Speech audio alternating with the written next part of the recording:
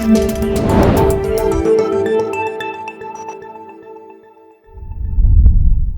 այսպես Նիկոլ Փաշինյանը հարձակվել է Վլադիմիր Պուտինի ընկերոջ դեմ։ Հարգելի հեռուստադիտողներ, ուրեմն 3 բառացիորեն մեր ալֆայի տաղավարում խոսում ենք այն մասին, որ Ռոբերտ Քոչարյանին կալանավորելով, Սեդրակ Քոչարյանին կալանավորելով Նիկոլ Փաշինյանը ազդակ է հղում Ռուսաստանի Դաշնության նախագահ Վլադիմիր Պուտինին, ուղերձ է հղում եւ այդ ուղերձը հետեւյալն է, ինքը պատրաստվում է Ռուսաստանի Դաշնության նախագահից սպասվելիք բանակցություններին եւ իր համար, այսպես ասած, ակտիվներ է ձևավորում, որոնց շուրջ ինքը կկարողանա բանակցություններ ունենալ Ռուսաստանի Դաշնության նախագահի հետ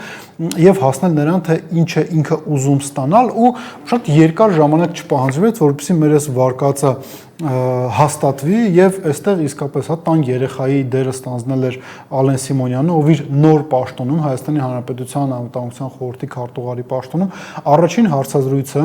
տալիս է ռուսալեզու, բայց հակակրեմլյան քաղաքականություն իրականացնող հերոստալիքին, դորս հերոստալիքին, ով եվրոպական երկրներից մեկում է այս պետության գործունեություն ծավալում, արձանագրենք նաև հետևյալը, դորսը Ռուսաստանի Դաշնությունում ճանաչվել է որպես օտարերկրագործակալ, անցանկալի սուբյեկտ եւ շատ սիմվոլիկ է, որ Ալեն Սիմոնյանը հենց այս հերոստալիքին է իր առաջին հարցազրույցը տալիս նոր պաշտոնում նշանակվելուց հետո նույնքան սիմվոլիկ է, որքան այն, որ Արարատ Միրզոյանը, Ռուբեն Ռուբինյանը, Նիկոլ Փաշինյանը իրենց առաջին հեռախոսազանգերը պաշտոններում վարչապետի, արտաքին գործերի նախարարի, ազգային ժողովի նախագահի ունեցել են իրենց ուկրաինացի գործընկերների հետ։ Վլադիմիր Պուտինին իրենք ուղերձ են հղում, կրկին ասենք, չափազանց կարևոր է այստեղ հենց այդ սիմվոլիզմի պահը։ Այսինքն մենք բարձրացնում ենք խաղադրույքները, մենք հասելով Հայաստանի Հանրապետության իշխանությունները եւ Ռուսաստանի Դաշնության հետ դուրս են գալիս մաքսիմալ, այսպես ասած, արճակատման ճանապարհին, բայց ինչով է, հա, Ալեն Սիմոնյանը, այսպես ասած, բացել խաղաքարտերը եւ պարզ է դառել, թե ինչ են իրենք ուզում ստանալ Ռուսաստանի Դաշնության իշխանությունից, ուրեմն ինչ է ասում Սիմոնյանը, ասում է Կրեմլից դեռ զանգ չի եղել Ռոբերտ Քոչարյանի մասով եւ հուսանք զանգ չի լինելու։ Ինչ է սա նշանակում Ալեն Սիմոնյանի լեզվից, երբ որ մենք փորձում ենք թարգմանել եւ ավելի պարզ, մատչելի նաեւ քաղաքական լեզվով ներկայացնել, թե ինչ է ասում այս մարդը, շատ պարզ Ռուսաստանի Դաշնության իշխանությունների հետ Նիկոլ Փաշինյանը փորձում է խոսել շանտաժի լեզվով։ Իրենք շատ հստակ նաեւ դորս հեռուստաալիքը եւս այս ամեն ինչը ֆիքսել էր։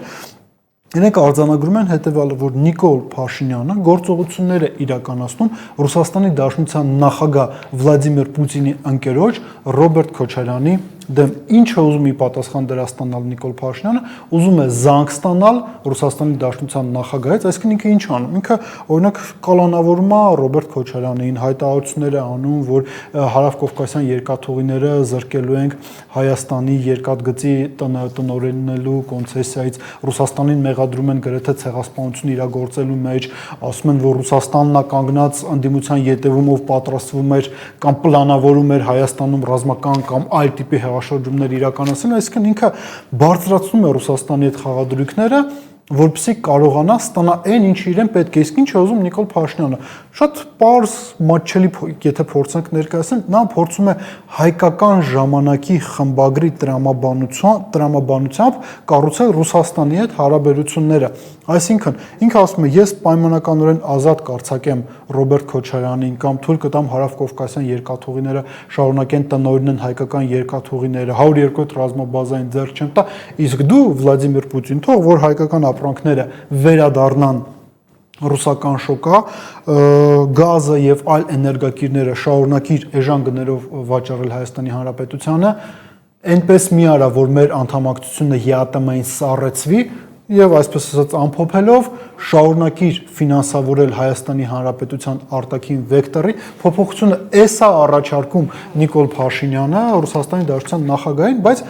արձանագրենք հետեւյալը, առնվազն հիմնավոր կասկած կարող ենք ունենալ, որ այս ամեն ինչը հակառակ ազդեցությունն է ունենալու։ Տեսեք, ինչ տեղի ունեցավ ընտրություններից հետո Նիկոլ Փաշինյանին չշնորհավորեց Ռուսաստանը։ Այստեղ իշխանական քարոզչամեքենան տարբեր Ալեն Սիմոնյաններ ասում են, դե Ռուսաստանը չի շնորհավորում ու չի շնորհավորում։ Ասում են Ռուսաստանը մնացել է միջազգային մեկուսացման մեջ, որովհետև չի շնորհավորել Նիկոլ Փաշինյանին։ Բայց վերջում ինչ է անում ժողովրդավար Նիկոլ Փաշինյանը, ինքը զանգահարում է Ռուսաստանի Դաշնության վարչապետ Միխայել Միշուստինին, ավելին զանգահարում է եւ ըստ երևույթին եկեք լավ այսպես ձևակերպենք, առաջարկում է հանդիպում կազմակերպել իր եւ Միխայել Միշուստինի միջև, մեկնում է Եկատերինբուրգ, այսպես ասած ոտքի վրա մի քանի րոպե հանդիպում են ունենում, տարբեր հարցեր են քննարկում եւ ըստ երևույթին որևիցե հարցի վերաբերյալ պայմանավորվածության չեն գալիս, որովհետեւ Միշուստինի եւ Փաշինյանի հանդիպումից հետո Ռուսաստանի Դաշնությունը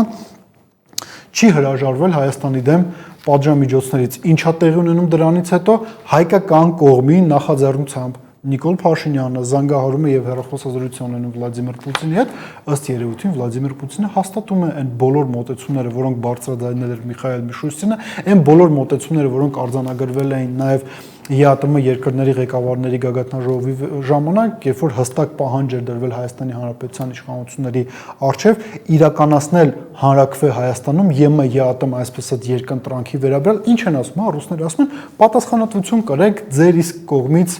ընդունված որոշումների համար։ Այս ամեն ինչը մեզ հնարավորություն է տալիս տրամաբանական եզրահանգման, որ Ռոբերտ Քոչարյանի կալանավորումից հետո էլ կամ իր դեմ ցանկացած այլ տիպի գործողություն իրականացնելուց հետո էլ Ռուսաստանի Դաշնության վերաբերմունքը Նիկոլ Փաշինյանի նկատմամբ չի փոխվելու, իրեն շարունակելու են ընկալել որպես ոչ լեգիտիմ ղեկավար, ով ոչ միայն չունի 50+1, այլ ըստ երևույթին, եթե վարչական ռեսուրսը չուներ, դժվար էր թե 35-36%-ից ավել քվե ունենար, եւ երկրորդը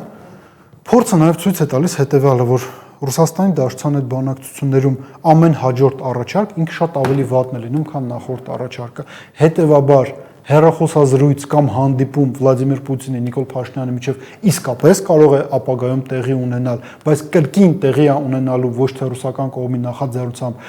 այլ հայկական կողմի նախաձեռնությամբ, ու այդ ժամանակ արդեն ելնելով այսօրվա գործողություններից, այդ թվում նաև Քոչարյանների ընտանիքի դեմ Ռուսաստանի Դաշնության պահանջները շատ ավելի կոշտ են լինելու